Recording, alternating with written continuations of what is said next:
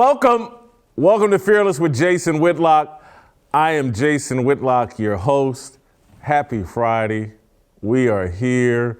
We made it. The weekend is here. I'm so excited for the weekend. Actually, my weekend started last night. I went to a terrific event last night that has me fired up, excited, happy, in a good mood. We'll get it, you know what? No, we'll get into it right now. I went to John Rich. I went to his house here in Nashville and got to meet and got to listen to Lauren Boebert, a member of the House from Colorado. I got to listen to her speak last night. Got to, hang out with some cool people. And her speech was terrific, and it was energizing. And to hear a politician talk about God, talk about Jesus, talk about the Constitution, has me fired up. This is no different than in Virginia when I kept talking about Glenn Youngkin and Winsome Sears and these politicians need to start leaning into their faith and leaning into a biblical understanding of what's going on in the world and here in America. I got to hear it firsthand last night from Lauren Boebert, and it was awesome. It was awesome. You guys know I've been very reluctant to get involved in politics. I think, politicians tend to be phony and unreliable, and they've turned away from God. And I'm getting excited because I'm seeing some politicians turn to God, and I heard it straight from Lauren Boebert's mouth last night, someone unafraid to connect what's going on in America to our abandonment of a biblical worldview. It's awesome last night. And put that picture back up again. The other thing I loved about meeting Lauren is I've always fantasized about being 6'5", and she made me feel 6'5". Lauren's not the tallest person, but big things come in tiny packages, and man, she was powerful last night and has me fired up about today's show. Today's show is going to be awesome. Steve Kim's going to be here. Delano Squires is going to be here. Royce White's going to be here. We're going to talk about Russell Westbrook and what happened with him last night with the Lakers. And with Delano, we'll end the show talking about Killer Mike and a hit piece that the Huffington Post has done on Killer Mike. Killer Mike's the rapper who's a bit of a socialist, a Bernie supporter, but I think this guy is starting to turn the corner and kind of get red-pilled, and so we'll talk about that with Delano. But I'm still on a high from last night going to this event, and that's the other thing I wanted to mention to you guys. I met the founder, the owner of Patriot Mobile last night. He was there, Glenn Story. We had an awesome conversation about Patriot Mobile and why, and Glenn gave me his card and he's gonna help, because I've been trying to get a Patriot Mobile phone, and I'm now definitely gonna get one after talking and spending time with Glenn Story and hearing the whole Patriot Mobile story and just how committed they are to supporting those of us with a biblical worldview. It was awesome meeting Glenn Story, hearing the Patriot Mobile story. Look, I was already a supporter, but getting to spend time with the founder and getting to get a better understanding of his worldview and why he's doing what he's doing with Patriot Mobile and how he's supporting people like Lauren Boebert, it just has me even more fired up and more excited about Patriot Mobile and their commitment, not just to disrupting the cell phone industry, but supporting our kids and using the money that they're making to support causes that make America better. Again, look at what they did in Texas when things were going on, their reaction to what was happening in Texas in multiple school systems and how they jumped in and we're on the right side of that issue. Patriot Mobile is on our team. They know the left is losing their mind. They're trying to support those of us that want a normal America, that support the nuclear family, that support Christian conservative values. This is a Christian conservative mobile phone provider. It's a force for conservative values. Their coverage is great. Their values are great. You all need to get on board with Patriot Mobile, and here's how you do it. Go to patriotmobile.com/Jason Whitlock. I'm sorry, just Jason. You don't need to add the Whitlock. patriotmobile.com/Jason, or you can just call 972-PATRIOT. Get free activation with the offer code Jason. Very simple. patriotmobile.com/Jason. You can call 972-PATRIOT and use my free activation code, Jason. All you got to know is my first name, Jason. You get a free activation code. Special discounts are also available for veterans and first responders. Join our movement. Make the switch today and a difference tomorrow. patriotmobile.com/Jason or call 972-PATRIOT. I have personally met the founder, personally understand his values and what he's involved in. He supports us. I'm switching. When you see me on Monday, I'll be using a Patriot mobile phone. When you see me on Monday, I'll be using a Patriot mobile phone.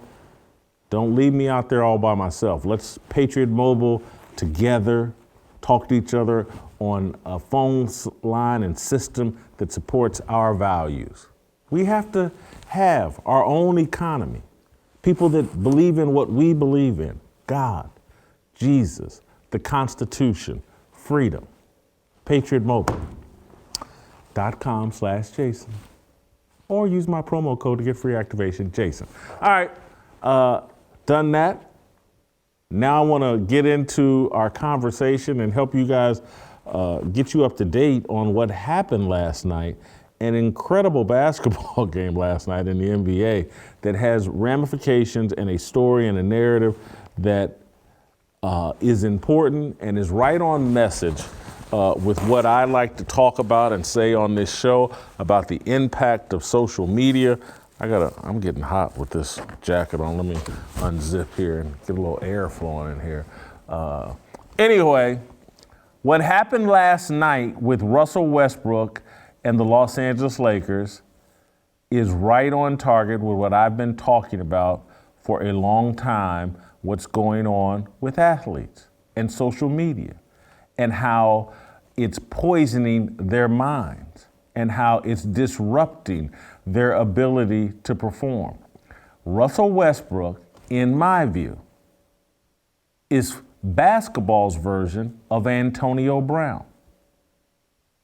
And it's a different version. He's not as stupid as Antonio Brown. He doesn't have all the off-court, off-field issues as Antonio Brown, but social media has scrambled his brain. I started talking about this with Antonio Brown when he tried to live stream Facebook Live in the locker room after a playoff game. I was like, oh my God, this guy's living for social media.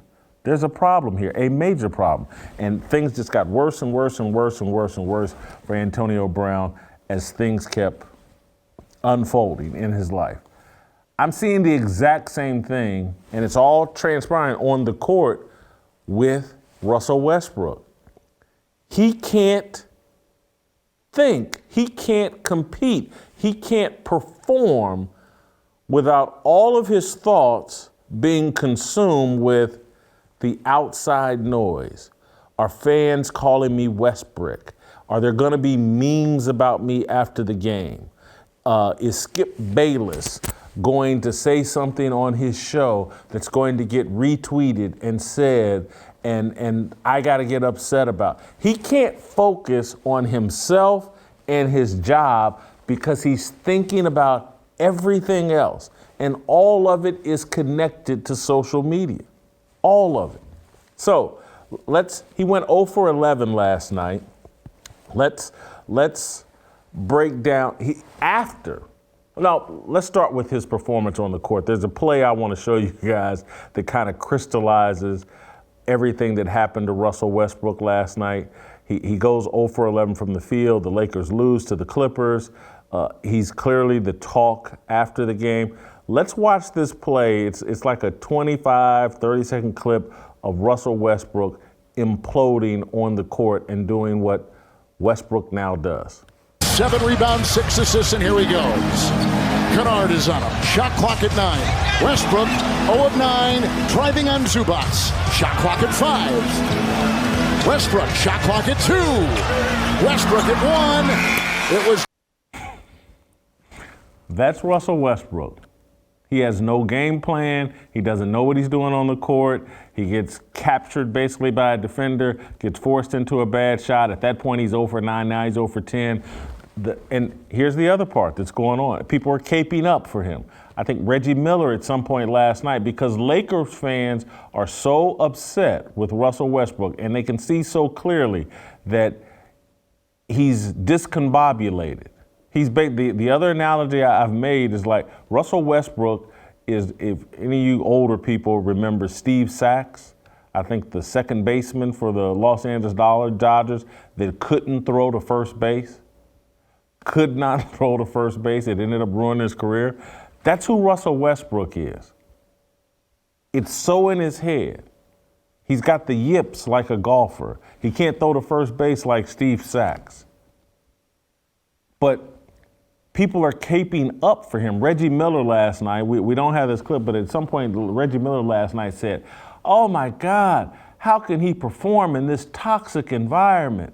How can he play when the Lakers fans," because they were gasping when Russell Westbrook would get ready to shoot, people would shout no, or they would gasp. You could hear it. It was audible. Like everybody in that building knew, no, Russell, don't shoot. Oh my God, here goes Russell shoot. And Reggie Miller is blaming the fans and the toxic environment. So that little clip we played that basically summarizes Westbrook's night on the court. After the game, Russell Westbrook is in such a state of delusion, denial, discombobulation. He goes 0 for 11. I think, he had 2 points, maybe 4 or 5 steals, a few assists. He had a horrible game. He gets asked about it after the game. I had a solid performance. Play the clip. You guys were in it to the very end. What are some of the things you can point at for the reasons why you didn't come out on top? Not sure. Not one particular reason. Fought, competed. How about you personally? How would you assess your game tonight? Solid. Played hard. That's all you can ask for. Move on to the next one. Darvin just said, whoever it is, if the team's not making shots, keep shooting them. Is that a mindset everyone can adopt? I believe so. Russ, you mentioned the keep shooting mindset in this team, and it's not just you. There are a lot of guys that are missing shots right now. Are you seeing the misses affect confidence? Are they affecting your confidence at all? No, because he keep telling me to shoot. I missed a few shots. I appreciate that. On the set, for real. For real. They're dapping each other up. They just got beat. And again, there's a delusion that they want everybody to participate in. They think that will make it better. It's no different. What that would look like, what just happened there, would be me showing up at Fat Camp and someone saying, "Hey Jay, you're 360 pounds," and so asking about my performance at a buffet. It was solid. Yeah, and then some other fat guy saying, "Yeah, you kept telling me to get more wings," and us dapping each other up. There's like a delusion that we want people to exist in. We want to create a bubble of positive reinforcement regardless of what's going on with them. It's like the same people. That's the same people that look at Lizzo running around in a thong at damn near 400 pounds and saying body positivity. That's the kind of bubble-wrapped world we're creating for people so they can live in denial about their problems. Yeah, Russell kept telling me to shoot. Yeah, I had a solid game. And this fake make-believe matrix world where you can go 0 for 11, when you can be a problem for the Lakers all of last year and a clear problem. They're starting the season off 0-2. Russell Westbrook is the problem. Again, I'm not asking his teammate there to take a dump on him, but just shut up. And Russell Westbrook needs to snap out of his delusion and say, you know what? I got to shoot better. I got to play better. I got to get in a rhythm. That's not me. That's not who I am. 0 for 11. I hurt this team. He needs to be living in that headspace. But we don't allow that now. We lie to everybody. We lie and tell everybody, oh, no, Jason, you're perfectly healthy at 360 pounds. You look good, bro. Keep it up. That's what we do. Kevin Durant, former teammate, friend of Russell Westbrook, feeling sorry for Russell Westbrook. And so we think that lying to people sets them free or moves them in a better direction. So listen to Kevin Durant lie about Russell Westbrook. The Lakers got a big microscope on them, so you got to be on point every time, you know. So if Russell misses a layup, it's going to be blown out of proportion. If he misses a three, he might be 5 for 7 though, but he missed those 2 shots though. You know what I'm saying? I understand that at certain points where you don't play well, and you are open to criticism when you don't play well. We get that, but it's like now you're making him the butt of your jokes now. It's like it's going to a point where it's like, all right, I get the criticism for what he did that night, but now it's starting to reach a different level of some shit that I don't understand right now. So hopefully you just keep hooping and block all that noise out and prove to everybody that, you know, they wrong about how they feel about this game, and they mesh over there in LA. But when we play them, I hope they play shitty. But I hope all that stuff works out, because I hate how they talk. The dialogue around our game is just so toxic at this point now. I get criticism, but it's starting to turn into something else right now. There is tiny kernels of truth in what Kevin Durant is saying, but there's also a lot of BS in what Kevin Durant is saying. This game is so toxic. There's a lot of BS around our game, and I can't deal with it, and it's just so toxic. Hey man, y'all making $40, $50 million a year. You got shoe contracts paying you the same kind of money. Nobody's feeling sorry for you. Does anybody, Kevin Durant maybe hasn't lived long enough. You remember the kid Steve Bartman with the fan in the stands at that Chicago Cubs World Series game, playoff game? Interfered with the ball, and the whole world rained down on him. Nobody threw a pity party for Steve Bartman. Remember Bill Buckner flubbing a ball in a World Series game for the Red Sox and the world caving in on him? What's going on with Russell Westbrook is no harsher than that. It's just, again, we're so sensitive now. And we're so caught up in social media.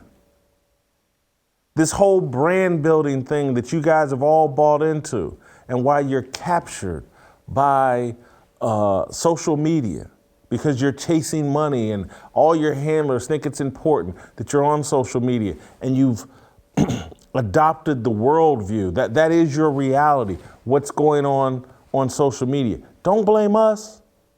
Blame your handlers. Blame yourself for participating in it. Blame yourself for not being strong enough to realize that garbage on social media isn't reality. It's not the real world. Finally, I want to show you this clip. And again, this is how discombobulated and just off his square, we like to say, Russell Westbrook is. After the game, he's walking off the court. A fan hollers, "You suck." Russell Westbrook turns back around to confront the fan. And according to everybody, he says, "Say it to my face." The dude walked down and said it to his face. But You know how long fans have been yelling at athletes as they walk off the field? That's been going on forever in all sports. That's part of the price of being a man in the arena. You are going to have hecklers. If you're not man enough to ignore them, don't blame me. Don't blame the fans. Don't blame social media. That's a you problem. You're not built for this. And that's my entire It connects to what I was telling y'all yesterday. What LeBron James has done to sports and how he has made fans and everybody evaluate athletes not just by their on-court performance, but all these other things. They want to be more than an athlete. And so now you've brought in other opinions and other thoughts and a different level of derision and disparagement. And again, this connects to whole Kevin Durant. Oh, things have just gotten so toxic and things are. You've done it. You wanted to be more than an athlete, or you sat quiet as LeBron James promoted that nonsense. And now you're wondering why there's more vitriol spewed at you? When you force your league to paint Black Lives Matter on the court? You've taken a harsh political position. There will be blowback. When everybody in your league is woke and all the players want the owners fired because the owners said this word or that word, or, you've put yourself in the crosshairs. I don't want to hear this whining and complaining now that the heat in the kitchen is too hot. Man up. Man up. Russell Westbrook is weak. He's a beta that runs around picking fights with fans. He accused Utah Jazz fans without any evidence. Oh, they racist and they did X, Y, and Z and it's Utah, so of course they have to be racist. He did that. He created his own inferno, his own toxic environment. And because none of the NBA players were man enough to say, hey, Russ, cut it out. Hey, Russ, that's unfair to those fans. Hey, Russ, that's unfair to Utah. None of y'all are man enough to call each other out. Hey, LeBron, this whole more than an athlete thing, that's stupid. You barely got out of high school. You could barely read when you got out of high school. No one cares about you being more than an athlete. You're not more than an athlete. I take that back. That's a little harsh. But again, this whole scale, you're not a TV producer, you're not a talk show host, you're not a public intellectual.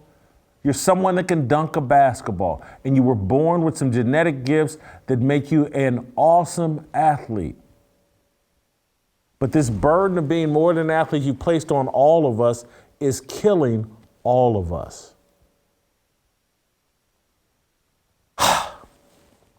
Steve, I'm sorry for making you wait this long to get in here.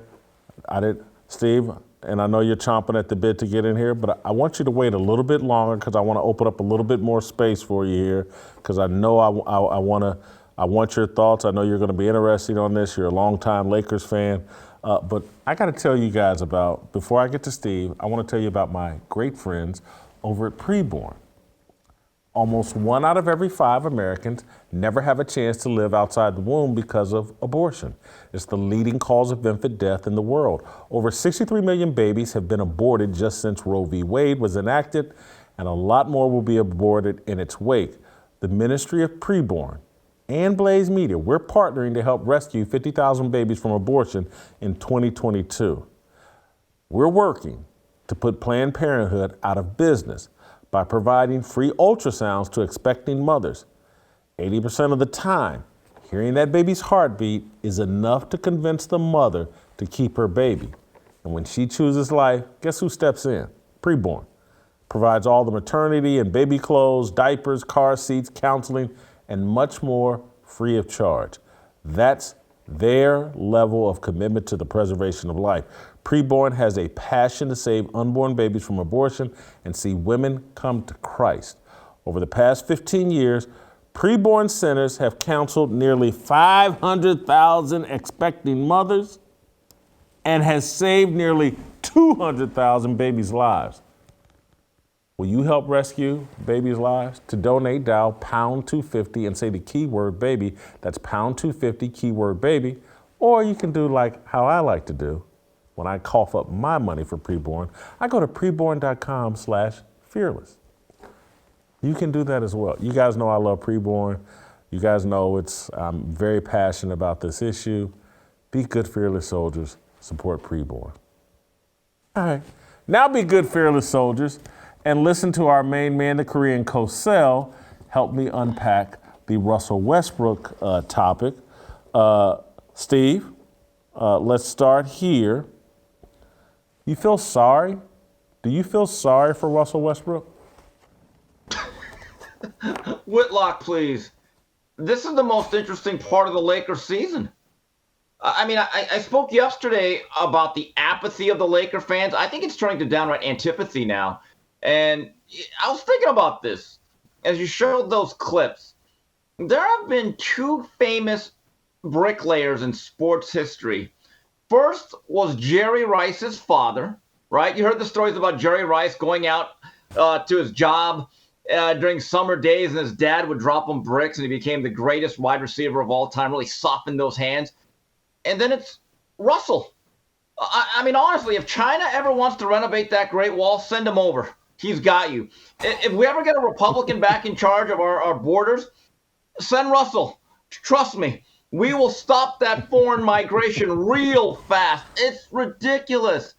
And the one thing about Russell Westbrook is, even at his peak, I always thought it was a lot of empty calories.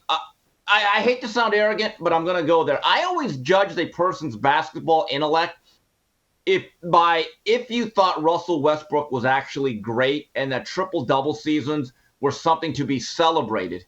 Because it was, to me, if you really thought it was amazing and my God, this is so great, you really didn't know basketball. Because if you actually watched the games, for him, less would have been more.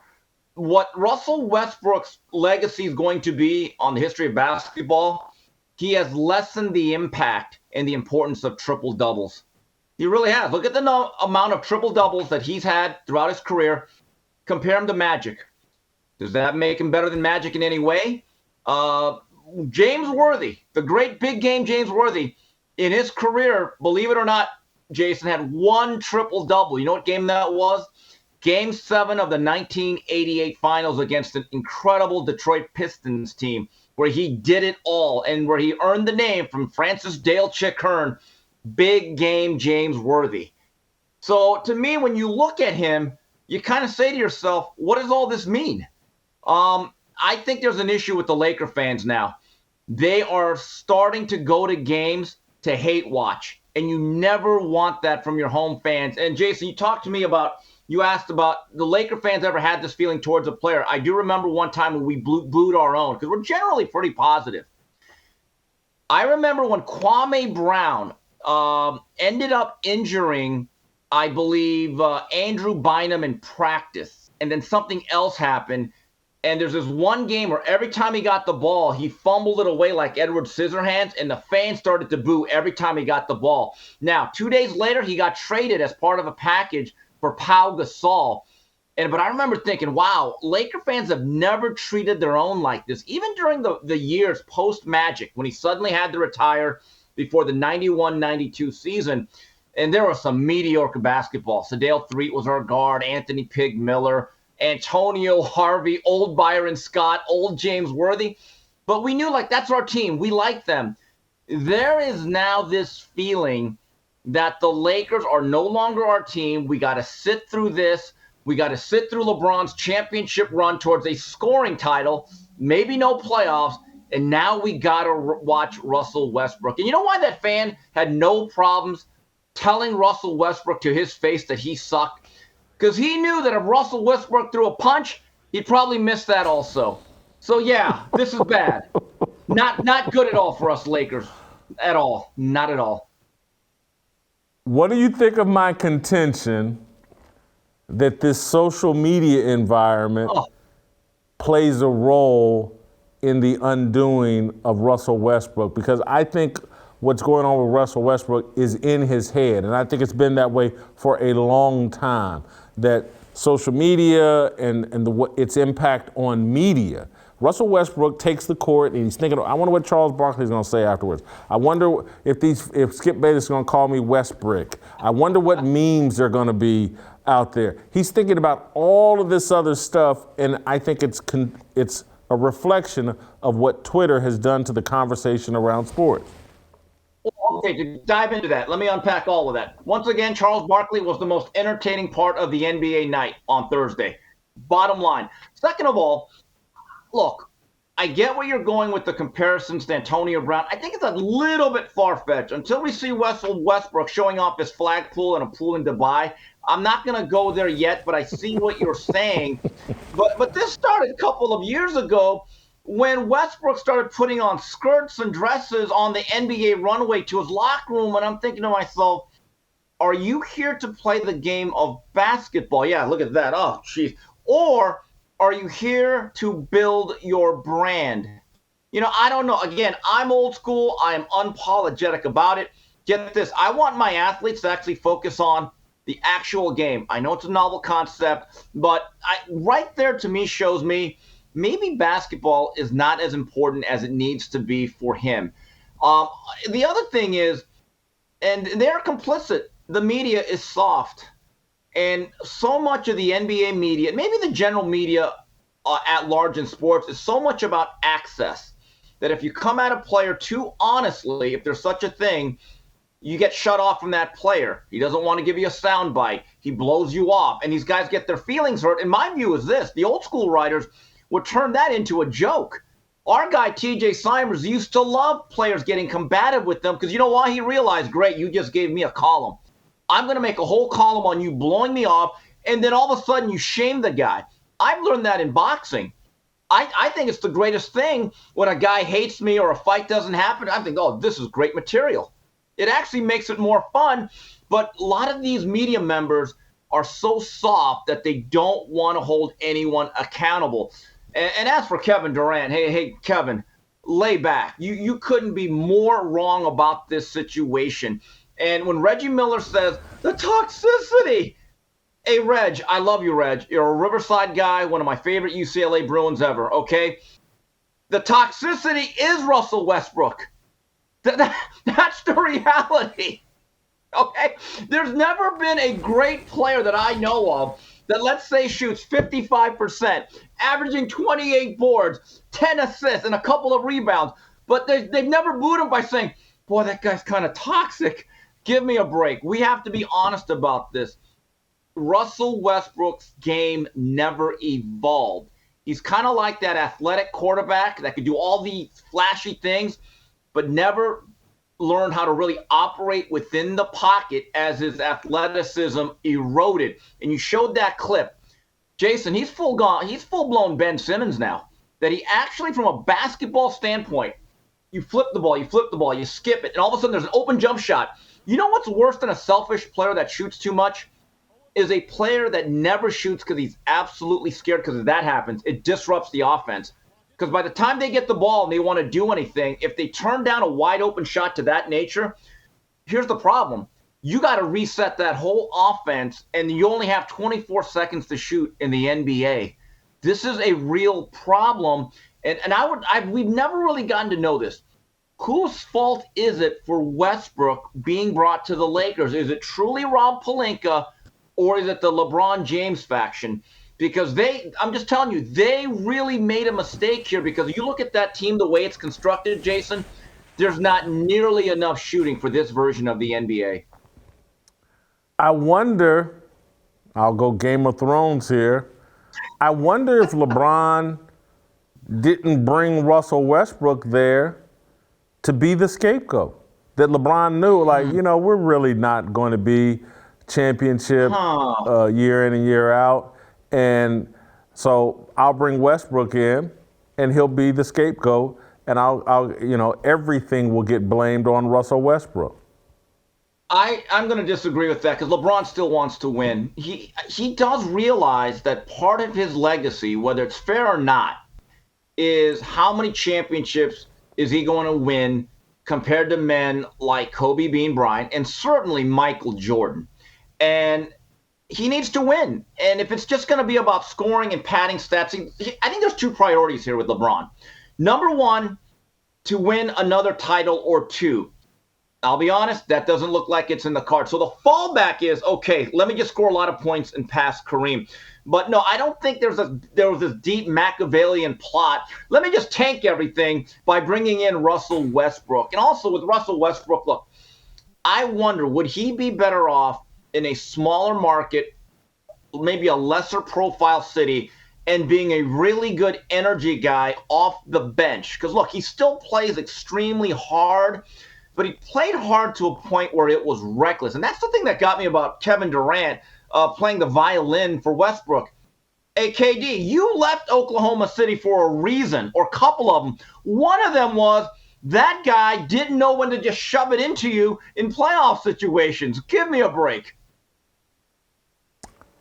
Steve, I want to play or show you a series of memes related to Russell Westbrook.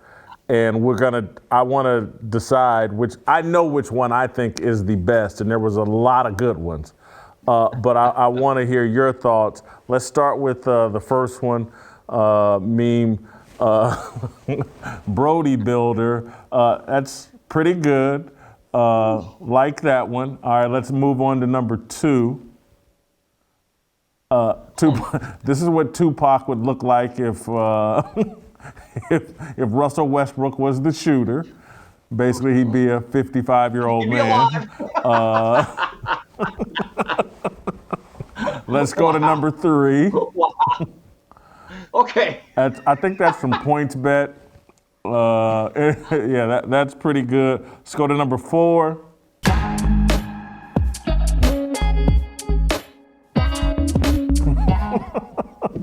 Okay, Jason. And then hold on, we got one more. Let's number 5. Yeah, I like this one too. Solid. Anyway, your thoughts on the memes? Which one's the best one?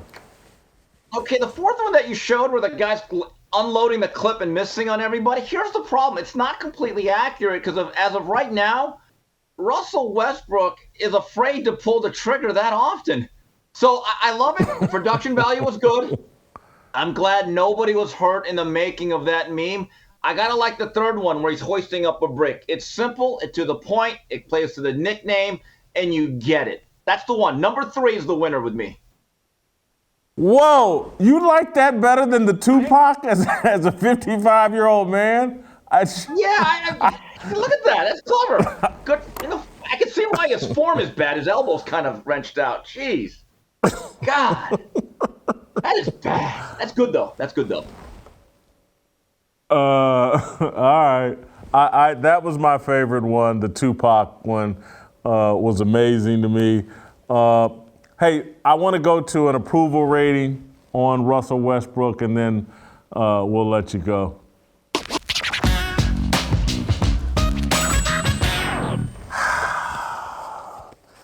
Be hard to keep him out of this dumpster fire category. Job performance. He had a decent game 1. He didn't go 0 for in game 1, so I didn't go 0. They are 0 for 2. He is the problem. I gave him a 2 in job performance. Yeah, okay. He was decent in game 1, but like Tommy Lasorda once said about, I think it was Kurt Bavakwa, he couldn't hit water if he fell out of a boat. The guy was 0 for 11. And you know what's funny? That seems to be more the norm nowadays for him, a very poor shooting night. And so in honor of his jersey number, just like Russell Wilson, I give him a 0. Character, I don't think much of Russell Westbrook's character. I gave him a 5. I don't think he's going to handle this situation very well. He'll point the finger and blame everybody else. I gave him a 5 in character. Well, let's go through the list here. Diminishing player. He's gotten into it with fans. He's rude to the media. Doesn't seem to be the greatest teammate. And now he's a cancer. And now he can't play at all. I will be generous. I'm going to give him a 1. Wow, lower than me. That's rare. That's back to back. You're really down on Russell Westbrook. Authenticity. I do think he's pretty authentic. He's an a-hole, and he's proud of it. He's a jerk, and he's proud of it. He doesn't back off that. I give him a 22 in authenticity. I cannot disagree. He is who he is, and he doesn't give a damn. He seems to have no self-awareness, and it does not matter. I gave him a 25. He's authentically Russell Westbrook. It factor, I'm going to surprise you and be a little bit high here. Look, he's a train wreck. He's a car wreck. And you know what you do when you see a car wreck? You slow down, you pump the brakes, and you look over and you take it in. I think that's what's going on right now with Russell Westbrook. So I give him a 15 in it factor. I think people like seeing this car wreck. You know, I'm with you on that. Like I mentioned earlier, Laker fans now are specifically, or at least some of them, are going to go to that game. And if Westbrook misses his first couple of shots, it's going to be really interesting to see the reaction of that particular audience. Because now, you're right, it is that train wreck. It's that car accident that you can't stop rubbernecking out of. And his game, look, I always thought his game was flawed when he was productive on the stat line and he scored points. I mean, what's it now that he can't hit the broadside of a barn, as I like to say? This will go down as one of the worst acquisitions in Laker history. I truly believe that, and a lot of people are going to try to soften it. And I just can't believe that people are now blaming the fans. That to me, when you start doing that, you know you have absolutely hit rock bottom. But at the same time, I have no interest in the Lakers. I don't care about it, but we are talking about it to this day. And let's face it, it's going to give Charles Barkley great material throughout the year, and that's a good thing. So I give him a 10. Steve, have a great weekend. Who do your Hurricanes have this weekend? I'm sorry. We both got him at a dumpster fire, 44 and 36. Dumpster fire for both of us. I'm sorry. Now, who your Hurricanes got this weekend? We play a dangerous Duke team. I mean, Duke, Leitner, Grant Hill, Bobby Hurley. It's going to be a dangerous game out there at Hard Rock. Also, but my game of focus, UCLA, Oregon. Watch that game, Jason. It's UCLA's biggest game in 25 years since the UCLA-Miami game, the Hurricane Bowl. Edgerrin James, $2.99. This game, if UCLA wins it, and I don't know if they will, they could launch themselves into a playoff run. So watch that game, Jason. You don't know if they will. Do you have a prediction? I'm going to go with Oregon. They are favored. It's in Autzen. UCLA has not won there in about 14, 15 years at least. But I'm actually a believer in this team. But, again, since getting blown out by Georgia, Dan Lanning has really steadied that Oregon team, though. But that's the game of the day for me. Outside of Miami Duke. Thank you, Steve. Priorities. Have a great weekend. That's the Korean Cosell.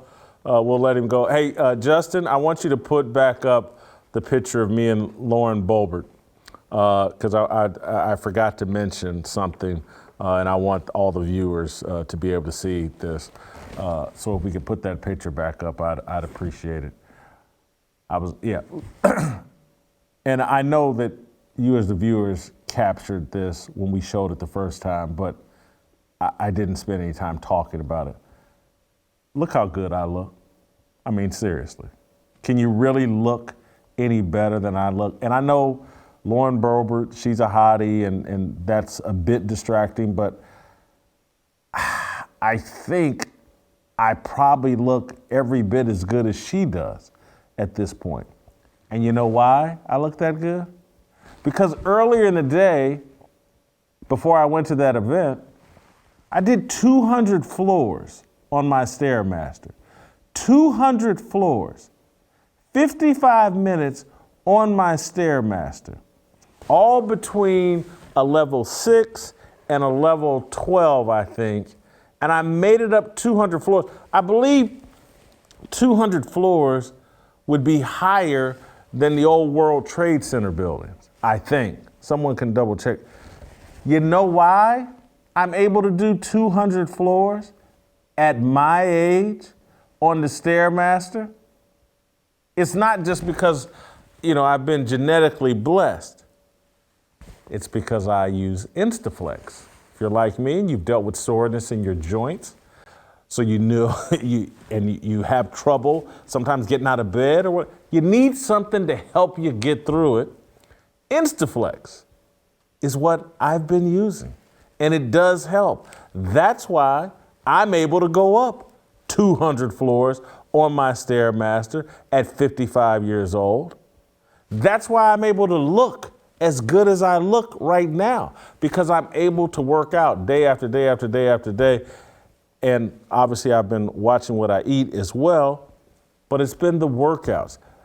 Instaflex has a combination of 5 unique key ingredients that are found in no other product in the world. It restores flexibility and mobility to your knees and other painful joints. And did I mention that you only have to take 1 tiny pill a day? You could have better knees in just a week. Now get a complimentary 2-week sample of Instaflex Advanced when you text Fearless to 424-424. Plus, get a free gift of Instaflex Advanced Pain Cream with its exclusive oxygenated oil for a fast-acting relief from the pain of arthritis, and I have that, backaches, and I've had a little bit of that, and sore muscles, I've certainly had that, absolutely free. Text now and receive a complimentary 2-week supply of Instaflex Advanced Joint Support for men and women with 5 key ingredients to help you turn back the clock. Text Fearless to 42424. That's Fearless to 42424. Put that picture back up. I want to provide them a tiny bit more inspiration. You take Instaflex, you start working out like I do and like I have, you can look as good as me. Look at this picture of me and Lauren Boebert. I mean, see, I know most of you are like, man, look at Lauren Boebert. But there are many of you like, my God, look at Whitlock. Look how good he looks. Because I'm able to work out at my age and work out hard. I don't know if I could have done 200 floors when I was in college, but I did it yesterday and I feel great. I'm here at work today. When it was over, I laid on the floor for about 45 minutes, but I feel fine today. Get you some Instaflex Advanced. You guys know what to do. All right, go to youtube.com/Jason Whitlock, hit notifications, hit subscribe. Don't miss the cookout. Fearless is hosting its first ever cookout Monday, October 24th. Fearless Soldiers, Delano Squire, Shamika Michelle, TJ Moe, Pastor Anthony Walker will join yours truly for a 2-hour live panel discussion on Monday from 6 to 8 p.m. We have invited actor Nick Searcy, rapper Bryson Gray, and my favorite, country rocker Aaron Lewis, to stop by for the festivities, food, fun, spirits, and a lively conversation. You're invited to the cookout. Royce White. Next.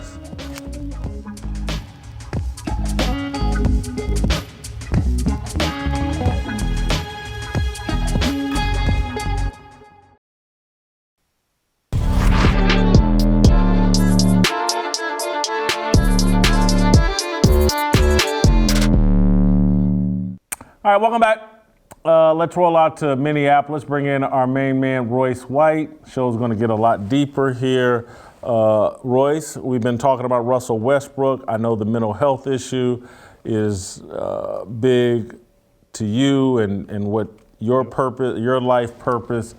I contend that social media is playing a role in what I see as a clear anxiety or mental issue going on with Russell Westbrook. We've never seen a player that has performed at his level have this type of collapse, and I think some of it has to be between the ears, what's going on.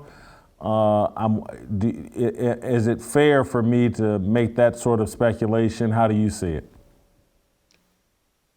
I think mental health plays a role in every athlete's ability to perform. And Russell Westbrook is certainly a player that has spent a lot of time building a brand on social media, building a brand in general as an NBA player. And, I haven't seen him play this year. I haven't got a chance to see him play, but I saw some of the stats and I saw some of the headlines about his performance.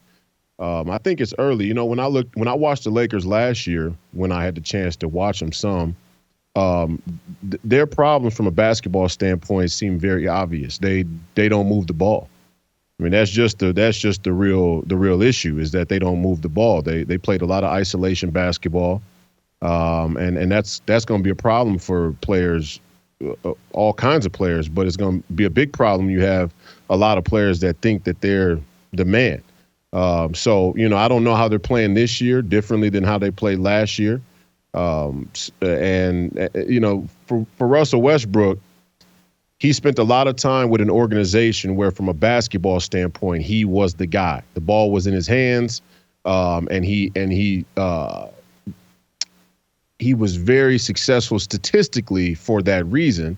But it takes a certain level and caliber of player and athlete to be able to accrue the stats that he did. I mean, nobody can walk into an NBA season or on an NBA team or on an NBA floor and average a triple-double for 2 straight seasons. I mean, that's a feat in and of itself. So, Russell Westbrook's a great player. He has the ability. I can't speak to what's going on with him now. What I can say is that I agree social media has a very, very poisonous effect on people. It does in general.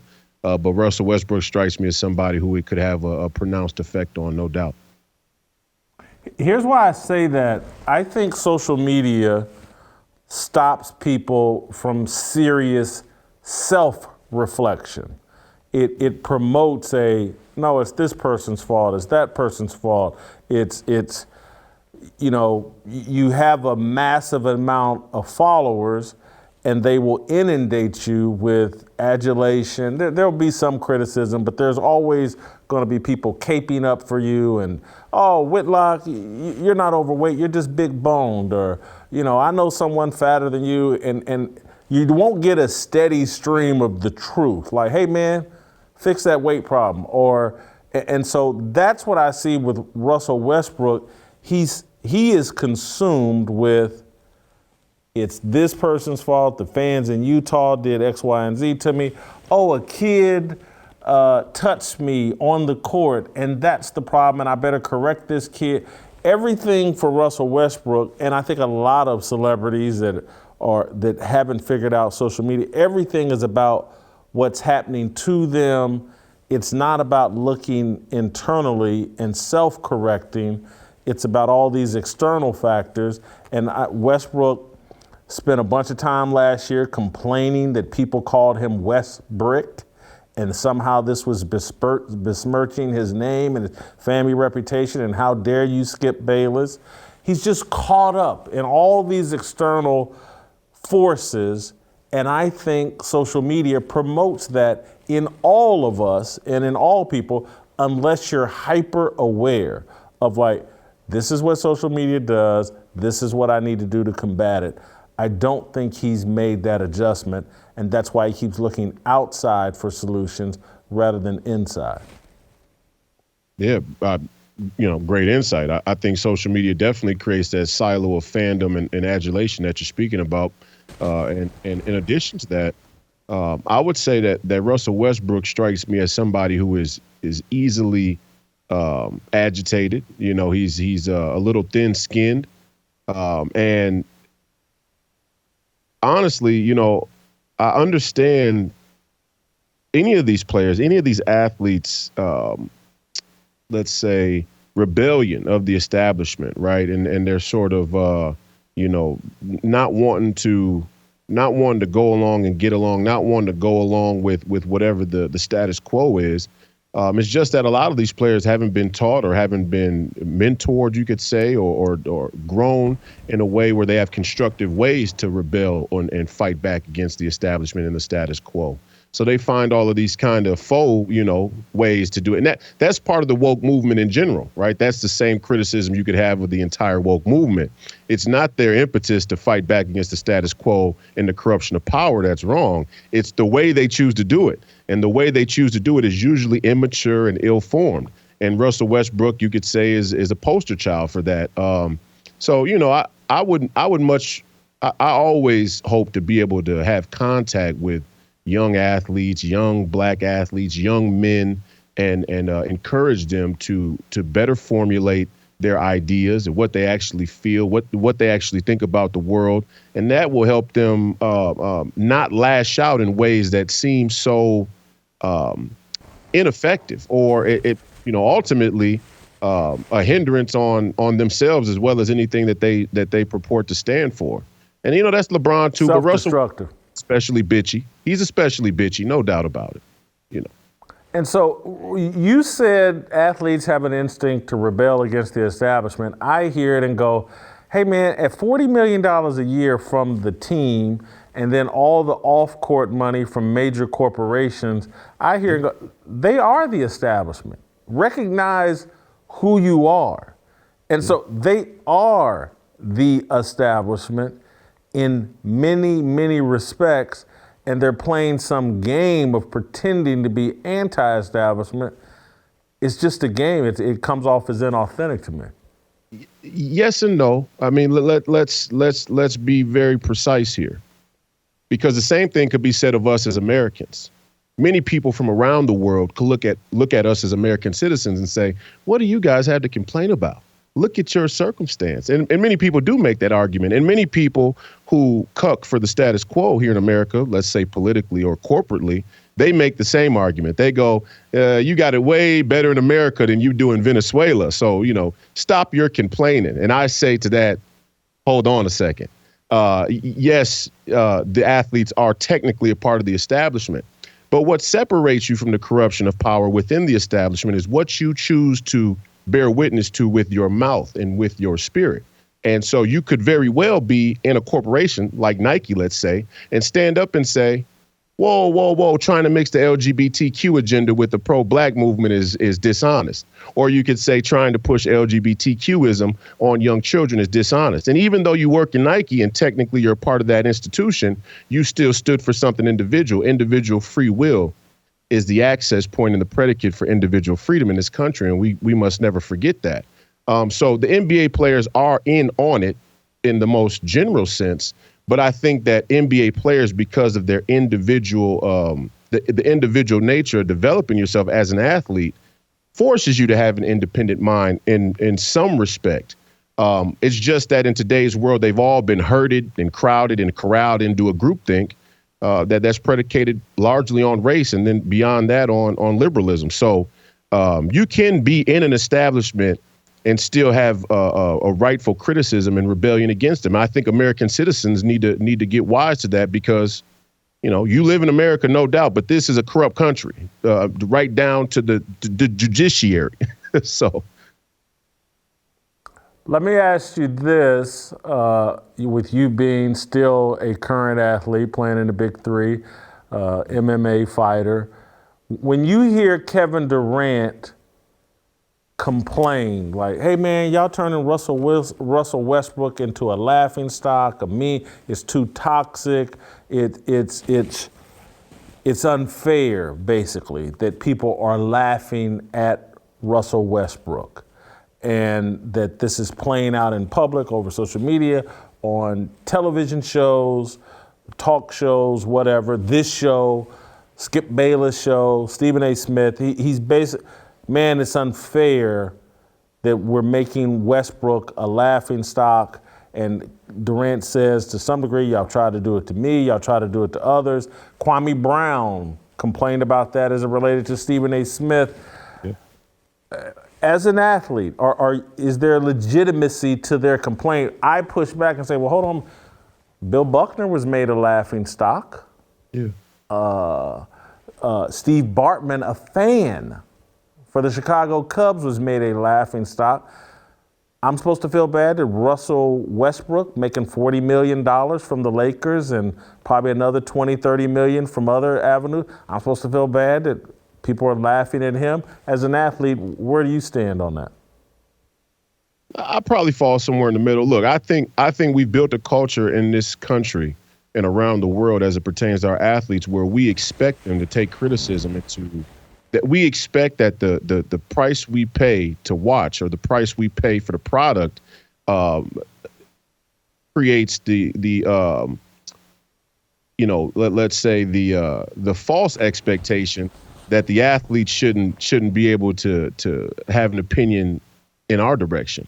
Right, is we want to be able to criticize and say what we want about the athletes with no boundaries, with no limits, but then we want to say, KD, you can't say on the court because the kids are watching, or KD, you can't call the dude in the front row because the kids are watching, or because it'll offend them. So we have this sort of superficial construct that we expect our athletes to toe, to walk in, which is really a part of our own desire for them to toe the line in general. Why? Because they're in a position to actually influence the general dialogue. And most of us at home are in on the general dialogue. We like things the way they are. So the last thing we want is people who have a really high position in society in a loud microphone or a big podium to say anything that really challenges that. I mean, we pretend like we do, and that's what the woke movement is. It's a fugazi. They're just pretending like they want their leaders and idols to change things. They really don't, because if they did, you would know by the things they choose to talk about. So I definitely see where Kevin Durant often pushes back. I think he doesn't go far enough, and part of him not going far enough is because he likes his position as well, and he's comfortable with his position as well. So much so that he won't go so far. Kanye West is a bit different, obviously. But I also think for me personally as an athlete, if I get knocked out in the first round of my next MMA fight, I expect there to be people who clip it, who laugh, who make jokes, who say, look at this guy got knocked unconscious and so on and so forth. That's par for the course. And I don't call that unfair. It just is what it is. Now, what I would say in response to that, for example, in accordance with having a little thicker skin is, most of these people that make jokes about the athletes that they criticize could never do what they do. And let's say Nate Robinson, for example. Most of you, when he got knocked out cold by Jake Paul, most of y'all would never get in a ring and fight until one of you knocks the other one unconscious. So, I mean, there is something to be said at the outset of whether or not you have the balls to even participate, let alone the skill and talent. And that's another scam, too, because people want to be able to criticize mostly because they can't do. And that's valid to say as well. Let me say this, pushing back, let's go to Luke chapter 12. For unto whomsoever much is given, of him shall be much required, and to whom men have committed much, of him they will ask the more. And so that's, I think, the mentality is like, whoo, $40 million a year?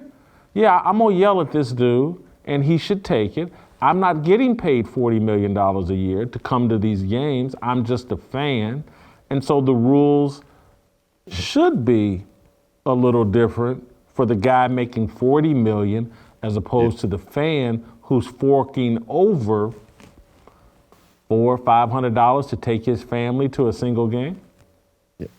No doubt. That's a fair criticism. It lacks a certain scope of the real breadth of our society and where criticism is rightfully laid. I think a lot of people in this country specifically who are in the working class view the people who they see the most,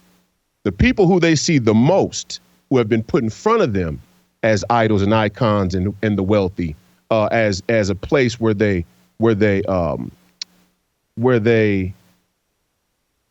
ineffectively place a lot of their resent, because that's what you're talking about. That's that I don't make a lot of money, so I'm going to project my resent and my frustration with life onto this person who makes more money. First of all, that's dishonest from the outset. You resent your life, you deal with your life, and you fight in your own life. That's that individual free will. But okay, hey, KD makes a lot of money. $40 million, and maybe it's too much money to play basketball, some people would say. He wouldn't be able to do it unless you were willing to pay it, unless you were willing to try and get the false catharsis of coming to an arena that they built with your tax money to disconnect from your problems in life. Well, stop trying to run from your problems. Face them head on. Then a KD wouldn't have $40 million. I guarantee you that. I guarantee you if people didn't pay to watch, he wouldn't make that money. So, are you a capitalist or not? Right? So there's that part. But more importantly, don't be fooled by the people who are right in front of you, because behind them, there are other people. And behind them, there are even other people. So it frustrates me as an athlete when a person projects all of their resentment for their mediocre life, what they think is mediocre. I would say if you have God, you don't have a mediocre life, regardless of how much money you make. But what they perceive as a mediocre life, and you got all this resentment and anger and hostility towards KD because you paid $500 to see him play, but you don't know who Janet Yellen is. You don't even know who the chair of the Federal Reserve is. You don't even know who the top shareholders are at BlackRock or Vanguard, who run JP Morgan. You don't know the real enemies or the real villains that you should know about the feeling you have towards the circumstance of your life. So don't allow them to put some puppet idol or puppet prophet in front of you and then you displace all your resentment and hatred onto them. That's just self-deceptive. I'm not even saying that in a selfish way as an athlete. I'm saying it for the person out there who works at the post office, and you got this resentment for, LeBron. And I don't like LeBron. I think he's a sellout. But don't let your projection onto LeBron, misguide you away from where the real power and the real corruption is. That was good. I want to move on to Steve Bannon. Yes. Steve Bannon, it was announced today or leaked today or somehow. They're going to give this guy 4 months for ignoring his January 6th subpoena. He's going to be free until his appeals process is exhausted. But 4 months for ignoring a subpoena. Steve Bannon, they want this man to go to jail. You're close to Steve.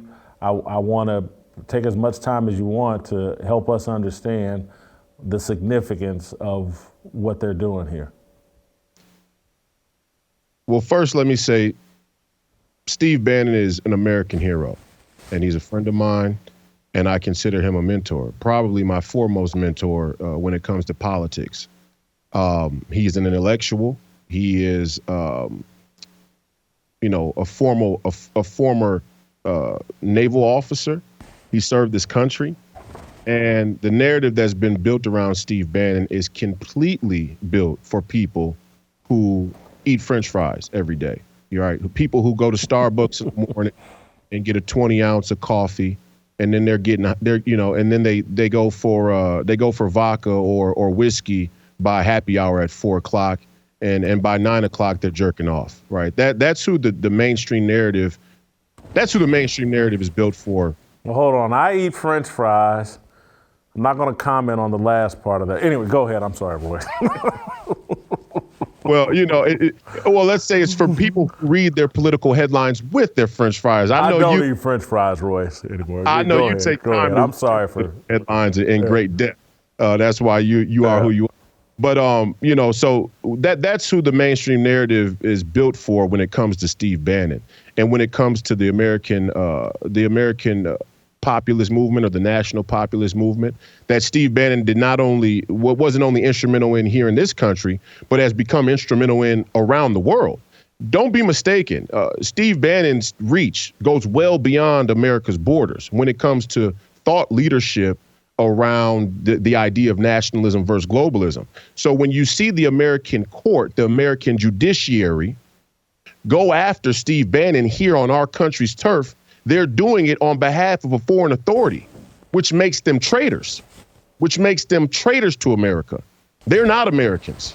They are going after Steve Bannon as a proxy or as the running dogs for a global governance that wants to smother and douse the idea or the reemergence of nationalism from here to Beijing. And so many people wouldn't know that because many people aren't paying close enough attention. But if you did pay close enough attention to this judge in the ruling, in this ruling, he actually said Steve Bannon did not outright ignore this subpoena. So what are the grounds for this entire charge or this sentence? What are the grounds? If the judge himself is saying Mr. Bannon did not outright ignore this subpoena, and that he had there were grounds to call into question legal issues that may arise from whether or not he had privilege because he had direct conversations with Donald Trump. If all of these questions, these reasonable questions came into this sentencing, where's the beyond a reasonable doubt? How did they come to this? How did they come to this severity of a sentence, let alone whether he should have been sentenced at all? This is them trying to silence a dissident. And it should really scare every single person who can hear the sound of my voice to death. It should scare you to death. It should keep you up at night. And many people will go, oh, Steve Bannon, he's a white supremacist, or he's one of those MAGA conspiracy theorists, or that's all fine. Whatever you think about Steve Bannon is what you think about him. But understand this.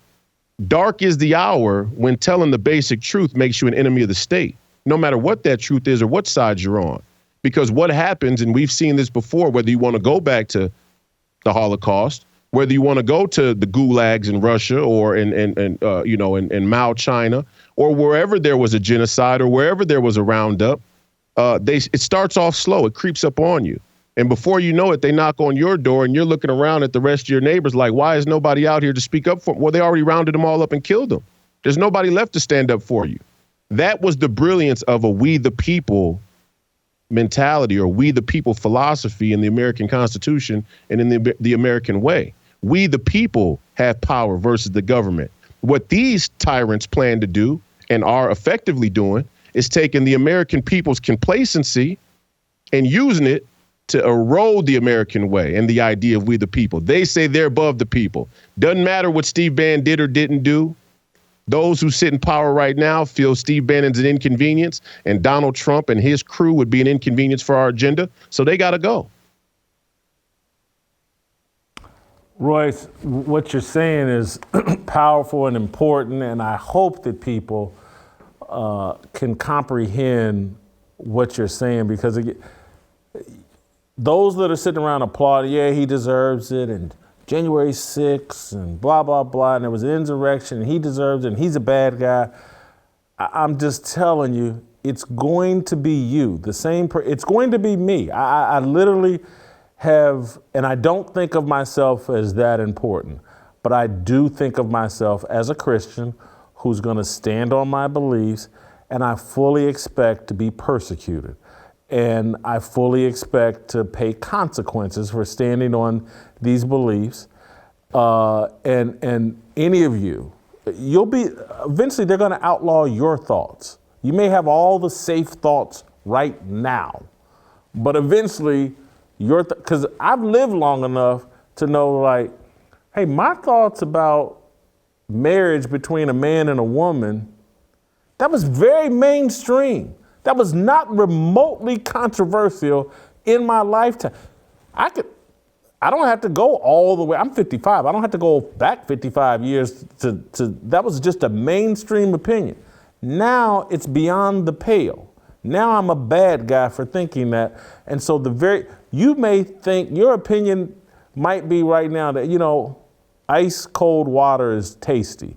They will eventually outlaw that and jail you for it. Because it's a never-ending, it's a machine, a nihilistic machine that's coming for all of us. I thank you for that explanation. I do want to end on a slightly lighter note. I don't know if Royce, can you see me? I want to show you this. Last night I went to an event here in Nashville at John Rich's house, a country rocker singer, and got to meet Lauren Boebert. And so many people have been emailing in and calling the Blaze and tweeting at me. I put this picture out and they're like, my God, Whitlock, I mean, you look incredible. So I just wanted to ask you, Royce, on a scale of 9 to 10, how good do I look there in that picture? Whoa. Wait, pause, hold on. Don't. Hey, I'll say this. You definitely are laying off French fries, and I respect that. I can tell the hard work's paying off, the treadmill and all the work you're doing. I like the coat you got on. I like the coat. I like the public picture smile you got going. You look like a real professional.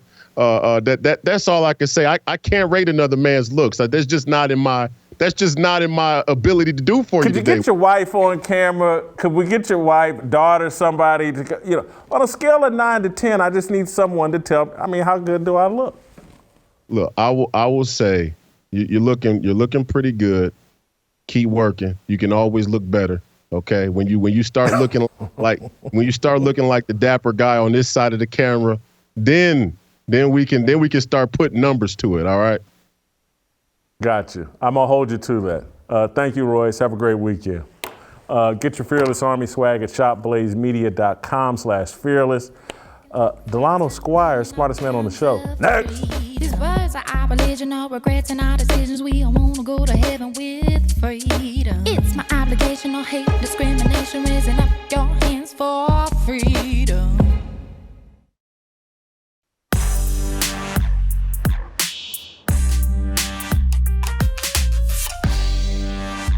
All right, welcome back.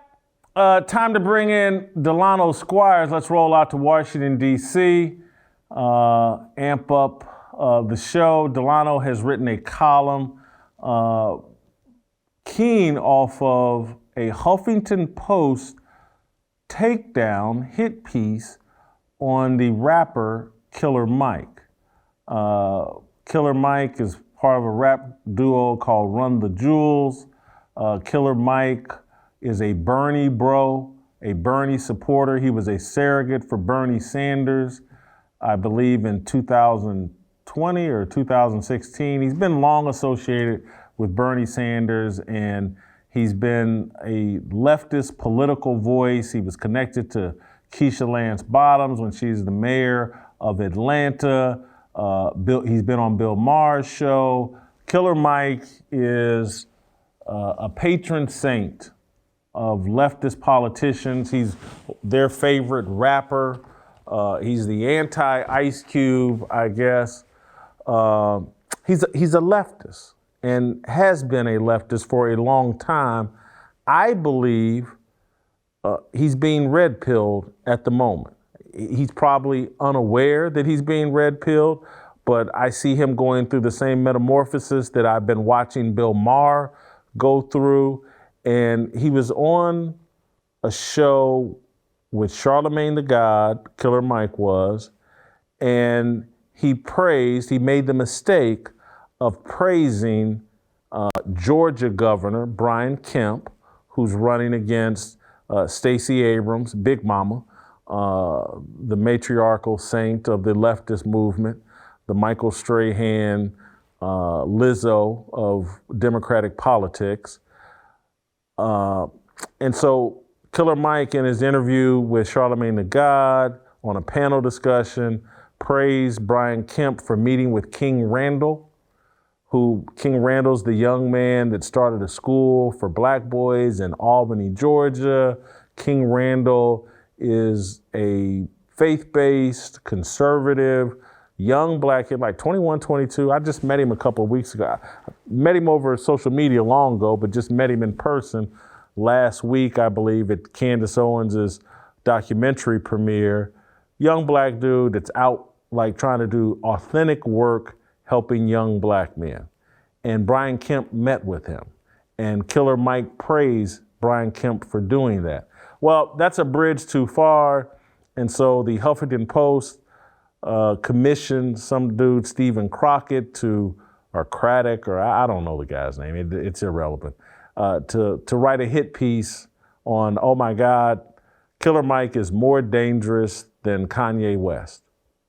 And he met with Brian Kemp and he interviewed and gave a platform to Herschel Walker. He's the devil incarnated. He's someone that could, all of this is coming from the Democrats' fear that black men are starting to wake up to the fact that the Democratic Party is gay and has no tolerance for, heterosexual men, heterosexual Christian men, a heterosexual male point of view.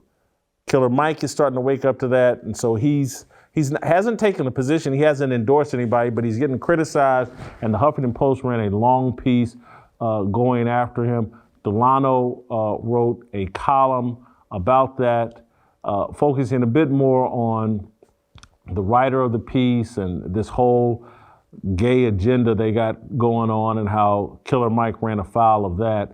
Delano, explain the point of your column, and then the gaysos, I think is what you're calling them, this whole movement.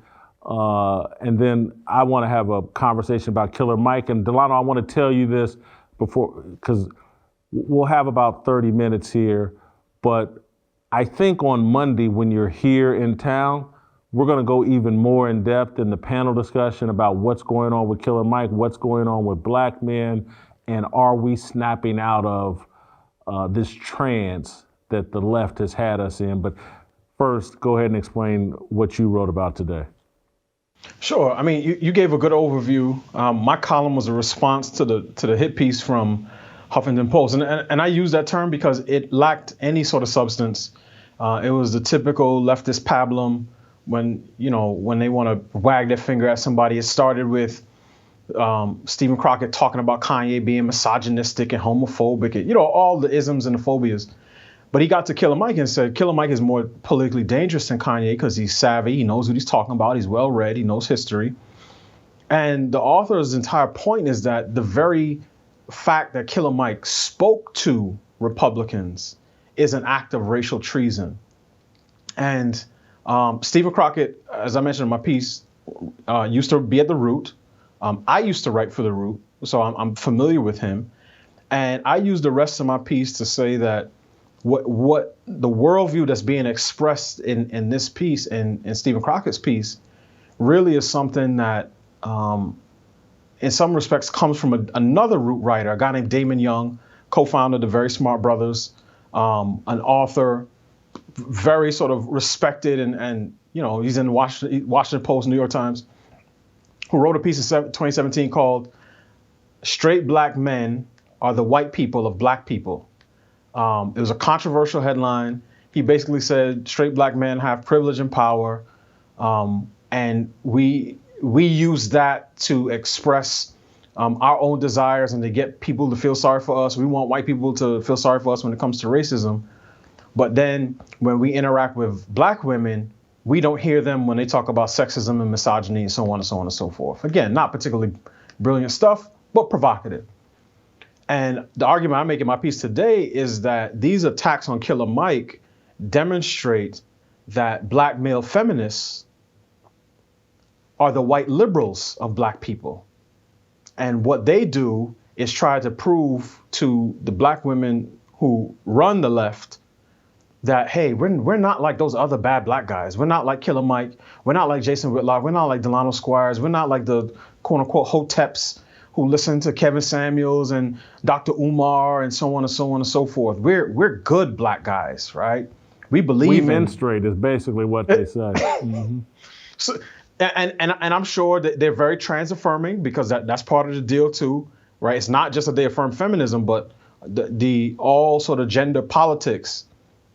And to me, this is important to point out because it explains why these guys get so angry whenever a black man sort of ventures off into the free world and expresses free thoughts. Men like Stephen Crockett thinks it's his job to put Killer Mike back in his place. At one point, he called him a shill. At one point, he said when he met with Governor Kemp that he understands the racial politics and Killer Mike knew his place, quote unquote. So he's pulling on something. And I think that it's important to explain what's going on here. And I when we talked earlier, I used the term Gazo, like King Gazo from The Woman King, because Gazo on paper was the ruler of Dahomey, but he was surrounded by women who basically told him what to do. And one of the women, the Viola Davis character, had no intention on submitting to his leadership whatsoever. And by the time the movie ended, Gazo had appointed her the Woman King, and the movie ended with her basically seeming like she ran the kingdom. And this is what guys like Stephen Crockett, Damon Young, Michael Harriot, again, all root writers, by the way, this is the function that they play in the political ecosystem. In the same way that white liberals basically serve the purpose of saying, we're not like the bad white conservatives. We know that white people suck. We know we have to atone for the sins of people who look like us 200 years ago. And we just want you, black people, to know that we're on board. Black Lives Matter. Here's my square. Take my money. And I think it was important to point out, you know, the dynamic that's going on between the Gazos and the Killer Mikes. All of these dudes wear man pawns or need man pawns. We're going to see another version of the Woman King very shortly called Wakanda Forever. And it'll be called Gazos, or Gay Forever is what they should call it, or the Matriarch Forever, whatever. And the conversation I want to have today, and we're definitely going to have on Monday, is I look at what's going on with Killer Mike, and I've got a history with Killer Mike. I had him on a podcast I used to do at ESPN or at Fox Sports. I can't remember, years ago, 10 years ago, let's say, had him on the podcast. We had big, he thought he was making all these great points or whatever, but it was all the leftist tripe, and he couldn't understand where I was coming from. And I'm starting to see this dude wake up to the fact that as an alpha male, because Mike has alpha male tendencies, energy, he sees himself as an alpha male, he's heterosexual, he's married, he's got kids and a family. I think he's starting to realize, man, the left has really no use for me and isn't promoting anything that serves me as a man that wants to be a leader and in a leadership position. And I see him snapping out of the daze and confusion. And that's, again, why all this promotion of weed and like, there's no problem with getting high. There is a problem. It confuses your mind. You can't be as logical and as sharp. And that's why you get to be, Mike's probably 45, 48 years old, whatever. And it took him this long to snap out of the fact and recognize the fact, like, hey man, I'm over here with the Alphabet Mafia, and that ain't how I get down. He's a man, and he wants to be a leader. And this, the other example I'm gonna give it, because Mike and Bill Maher are very tight and cool and communicate. I see the same thing going on with Bill Maher. Bill Maher is an atheist, and that will probably never change. But he is a heterosexual man with alpha energy.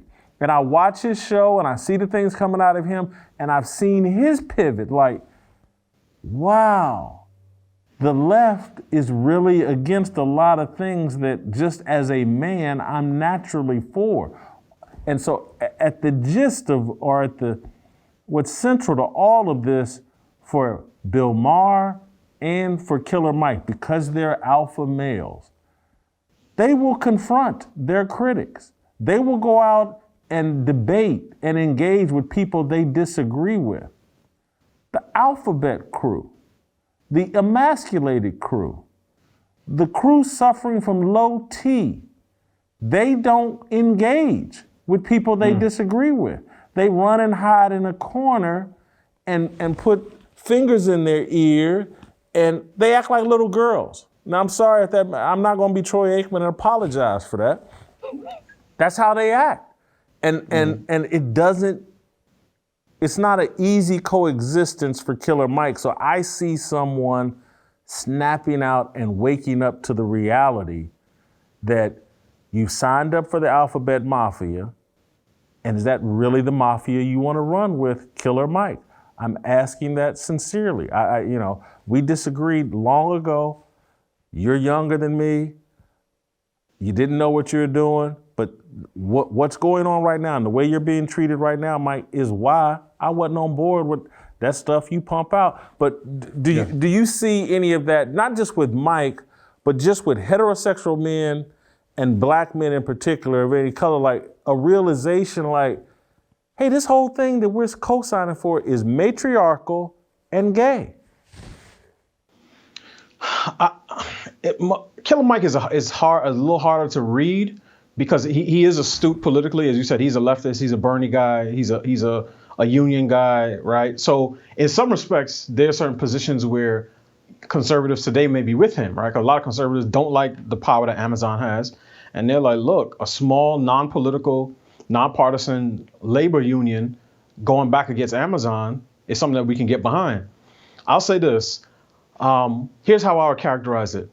Let's say 10 years ago, the left and the right were there was 10 paces between them, right? And now 10 years later, there are 20 paces between us. I think the attempt for men like Killer Mike to say, I want to come back 10 paces to the right is not a red pill, it's a purple pill. It's because they realize I'm a lot further out than I want to be. And you hear this in Bill Maher's, in Bill Maher's monologue sometimes too. It's not that he disagrees with certain things, right? Bill Maher's going to use all the personal pronouns. He's going to call Caitlyn Jenner she and all that. It's just he would say, but the left is going too far. Can we not push this on kids? Can we not push this on schools? And my contention is that their desire to come back to the middle, basically to be where we were, let's say, not in 2012, but maybe 2002, is admirable. It's just foolish because there's two things that the left wants. They want terms and they want territory. And when you're in a war with somebody, once they capture territory, they're not giving it back to you. So the notion that, the left is just going to ease up a little bit and they'll say, okay, we'll do all the trans stuff. We just won't do it in schools. We'll do it when the kids get 15, but not at 14. It's not happening. And I think that these guys are trying to carve out a space for themselves to show, hey, I still have some common sense left. I'm not completely capitulated to this agenda. But if it comes time for choosing, and Killer Mike has to make, or Bill Maher or whoever, some of these other guys, these fence sitters have to make a decision on whether to come on one side or the other.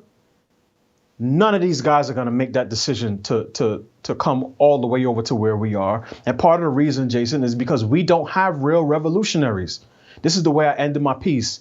These guys, the Stephen Crockett's, the Michael Harriot's, they talk a good game. They write, in my opinion, mediocre, vulgar, provocative pieces. All they talk about is white people. But Stephen Crockett had a piece criticizing Kyrie Irving for not wanting to take the jab, right? Now just a guy in his position, right, way past his position, a Stanley Crouch type of person, a Ralph Wiley type of person, was not a company man.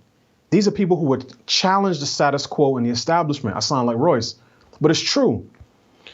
Over the last 2 years, Mike Wilbon, Stephen A. Smith, Jalen Rose, everybody that writes for The Root, everybody that shows up on MSNBC, these guys are programmed. They're bots.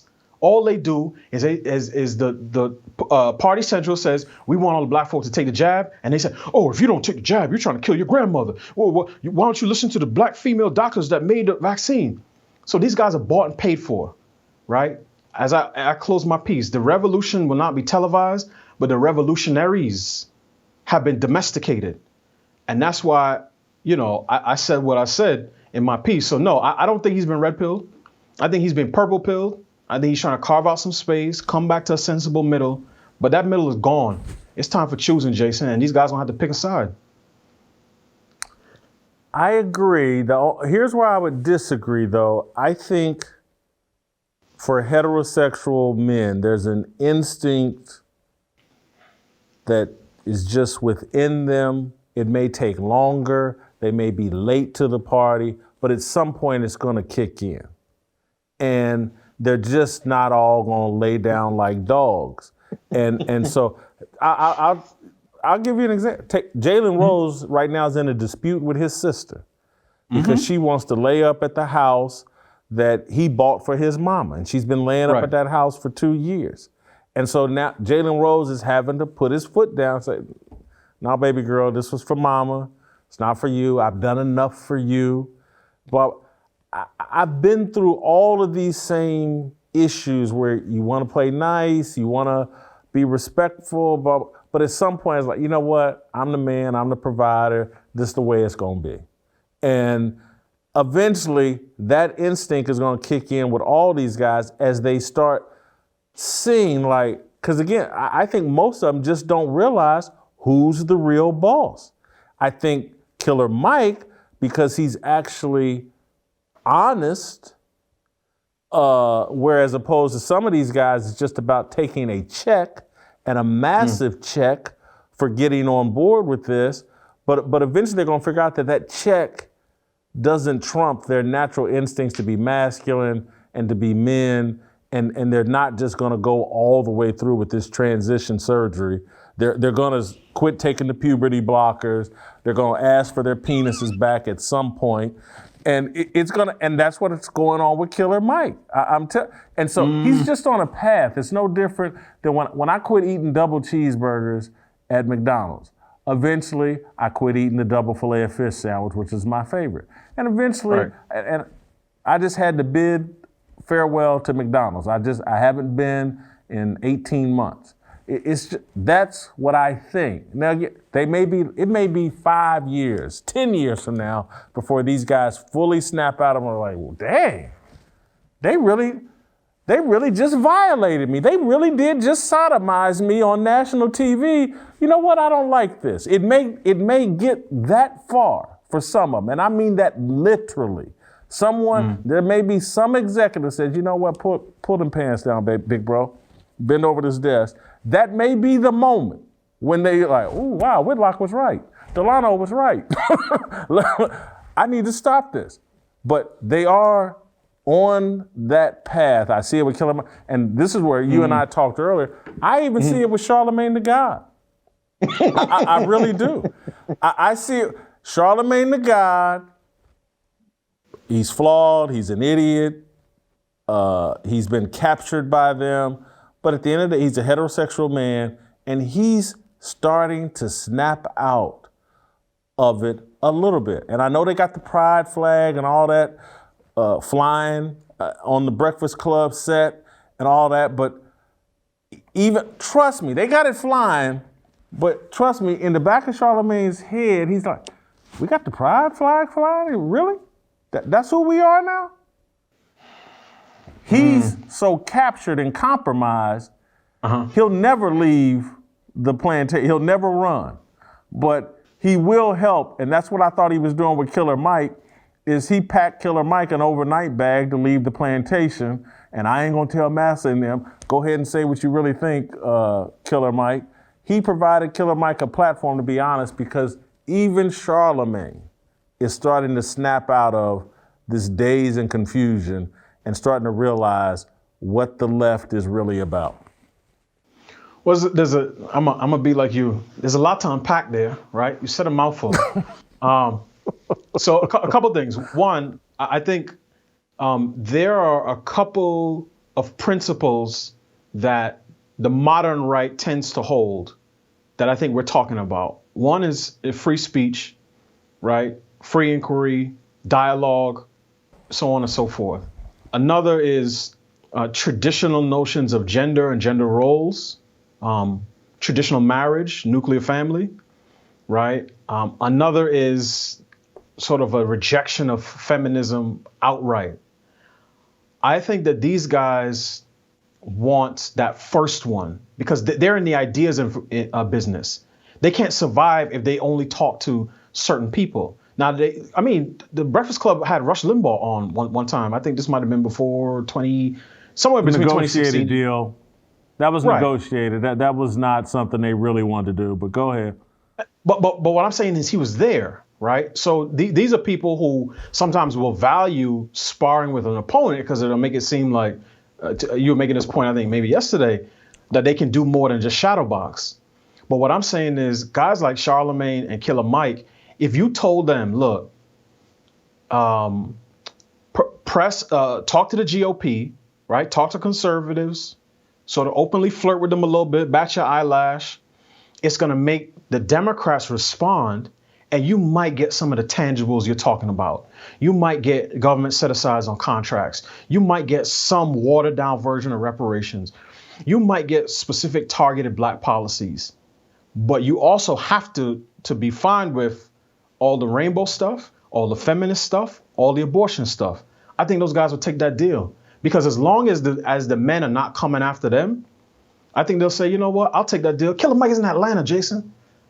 You understand? If he was really anti-rainbow, he would move to Nashville or some other city. He's in Atlanta, so he can't move around and be hardcore, traditional gender roles, traditional marriage, because his well will probably dry up. And if you notice, in this day and age, and we talked about this a little bit with Kanye, right? He made some comments, obviously, that people found controversial about Jews and Jewish people and media in Hollywood. There are two groups that make even the most gangster rappers double clutch, clear their throat, and choose their words wisely. It's Jewish people, and it's anyone identified with LGBT. If the baby had made some comments talking about shooting somebody at one of his concerts, nobody would care. He made comments that were deemed homophobic. He had to apologize. Glad ran down on Roland Martin in the street. Roland Martin said, this was years ago, anybody laughing at this David Beckham underwear commercial at your Super Bowl party, you need to smack him. Glad found him in the street. They made him apologize. So these guys know who not to run afoul of. And that's what I'm saying. These guys are not revolutionaries. The most revolutionary thing you could say right now, if you're a black man, is to say, I want the left and the Democratic Party out of my house yesterday. I'm the leader of my home. I need to find me a good woman, a queen to marry. We're gonna raise some children together. We're gonna have our piece of property, right? I want to be a leader in my community, a coach, an entrepreneur, a mentor. I'm not just more than an athlete. I'm more than a voter. So the Democrats want my vote. They have to speak to me like a man, and that I'm more than just a punch list on their political schedule. That is way more revolutionary than anything these guys are talking about. And they're not going to say that because they know they have a little bit of space to play with. And Killer Mike, and you know this, if you have some built up cultural capital, you have a little bit more room to play with. Mark Lamont Hill could talk to anybody he wants because nobody's going to question whether or not he, quote unquote, loves black people. Killer Mike is in that camp. But if Killer Mike and Mark Lamont Hill talk to the same person, Gavin McInnes, let's say, as Candace Owens, is going to play differently. She does not have that built up reservoir of cultural capital. So what I'm saying is Killer Mike knows where he can go. Charlamagne's completely gone. He's gone. He's not coming back. He's down for it. He had guys up there re-educating Malik Yoba, telling them that, there's no such thing as a natural born woman. And he let that go on with no pushback. The same people who criticized Nori for allowing Kanye to, quote unquote, lie about one thing or another. A guy could come up in there and say, oh, there's no such thing as a natural born woman. And Charlamagne's like, oh, thank you for the education. So no, these guys are not red pill. They're not coming over to our side. They may come halfway, close enough for us to be able to have dialogue. But the notion that any of these guys are going to promote the natural family, are going to go hard against abortion like Kanye, nah, I don't see that happening anytime soon. Here's what I think you may be underestimating. Just how bad things are and are going to continue to get. Killer Mike is a father. Mm-hmm. And so Charlamagne probably has some kids. I don't know Charlamagne's history that well. Yeah, he has some kids. But when you have kids and they're sitting in these schools and you're watching them get transitioned in real time by the culture that's being promoted inside these schools and what the teachers are doing. And so it's one thing for you to raise your hand and say, yeah, go ahead and sodomize me. I'll take it.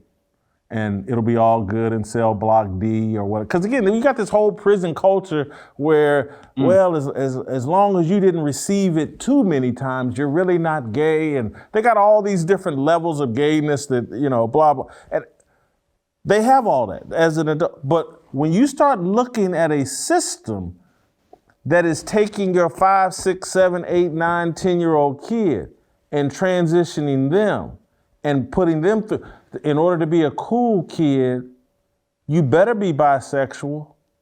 You better not be straight. When you start looking at that's what's happening to your kids, that will make you a revolutionary.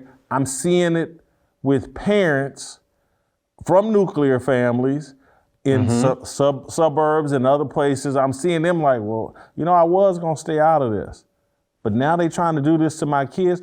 I think that will inspire people. And again, it's why Bill Maher is like, really? We trying to, and he ain't even got kids, but he's just like, we trying to have these conversations with kids? This is a bridge too far. It will make you, and once they figure out like, this is never ending and it's gonna get young, they're gonna be coming for your kid in the womb. Well, let's stick another baby up there, a boy baby up there with a boy baby, and make them have sex in the womb. It will get that far. Or we'll kill them in the womb. Well, they may not be gay, let's kill them. It's coming down to that. These guys are going to have no choice but to flip. Or Jason, their whole family is... Look, there are a few people, and you mentioned the parents in the suburbs. The big difference is those parents feel like they have nothing to lose. Right? They're not staring down multi-million-dollar checks. But let me ask you a question, a very simple question. Can you think of one of these people, any entertainer, any athlete, any high-profile business person, Puff, Charlamagne, Killer Mike, LeBron, Durant, anybody in the NFL, Russell Wilson, and I'm talking about the guys. All the guys are more than an athlete, Ryan Clark, Randy Moss.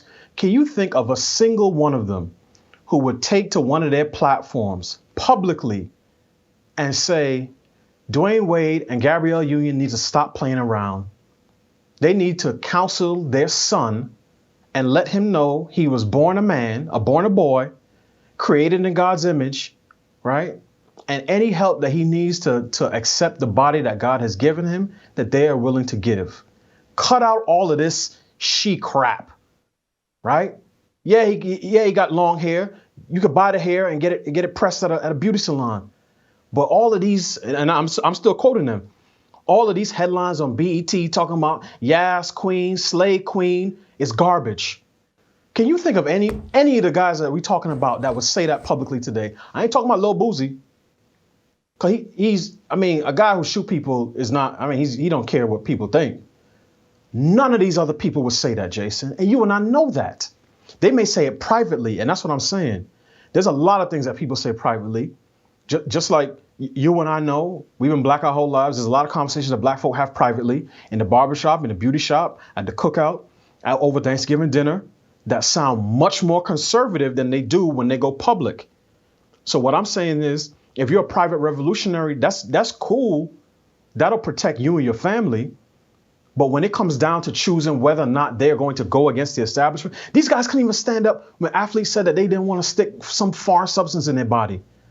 The guys who wrote think pieces saying the NBA was racist for making them have a dress code. The guys who say, I'm for Kaepernick. He should be able to protest on the field. I'm for social justice. I'm for athletes standing up for themselves. I'm for bodily autonomy. My body, my choice. When ESPN, per the instructions handed down from Lord Fauci, said, you need to get all of those athletes vaccinated. That's exactly what they did. And even when, and I know Wilbon's your boy, I love Mike Wilbon and Tony Kornheiser. I'm a huge Pardon the Interruption fan. I used to be. I don't watch it anymore. But he couldn't channel Jerry Curl Wilbon from 1970s. He was on there criticizing Kyrie just like all other guys were. All of them sold out. All of them. And they're not coming back. Because what I realized, and I sort of knew this, but sort of being riding in the car next to you, right? You on the main motorcycle, like in Bad Boys for Life, where Will Smith was riding and Martin was next to him. I realized the 99% of people in this world are not built for a constant barrage of direct and personal criticism. And it's made me appreciate people like you, like Justice Clarence Thomas, who are willing to take the arrows for people who come behind them and say, look, I'll take it so that you don't have to take it. Because ultimately, when they try to shut you up or shut down Clarence Thomas, what they're really aiming for is people like me who are coming after you. Because if they show that, look, I'm gonna flog this guy so bad publicly, he's not gonna be able to his family's gonna fall apart. He's not gonna have any money. His business is gonna go close up. His endorsement deals are gonna dry up. 99.9% of people say it's not worth it. I'll just put my head down. I live in a 60-acre mansion. Nope, these people can't touch me. I could hire nannies and au pairs and personal tutors, and I'll teach my kids. I don't have to deal with that stuff. So no, I don't see these guys. They're not coming back. They're gone. We need to harvest a new crop. This particular field needs to be weeded, cut down, and burned, and fertilized for something better to grow. Because I don't see these guys making that change. They'll say, yeah, I'll have conversations with people I don't disagree with. That's cool. I can appreciate that. But to think that Charlamagne is all of a sudden gonna say, come into Breakfast Club, smack the LGBT flag, nah, ain't happening. Nah, no time soon. Well, listen, I can't articulate. You said so much. And the show's already gone long. Okay. I'm gonna leave it where you just left it and just tell people this is why you wanna catch the cookout on Monday.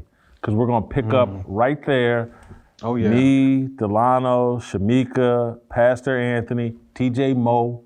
Because this conversation transcends race in terms of all of you men out there. How long are you gonna lay back and let the alphabet mafia and these godless people just run over all of us? I do not dislike gay people.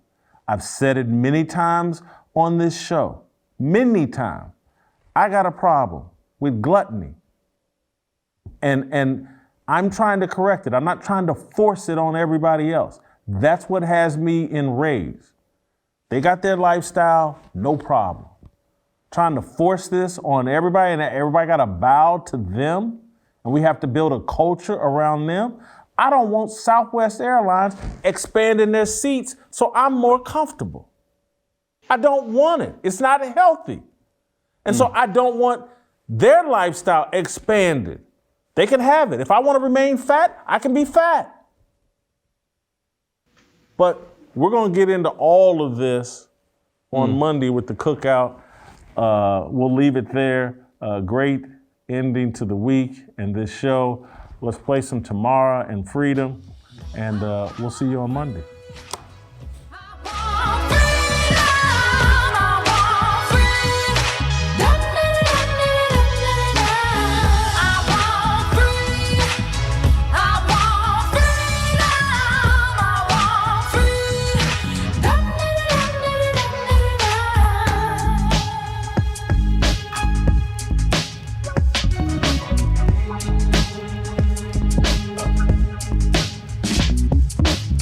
For the right sign, looking like it's my time, feeling all kinds of free.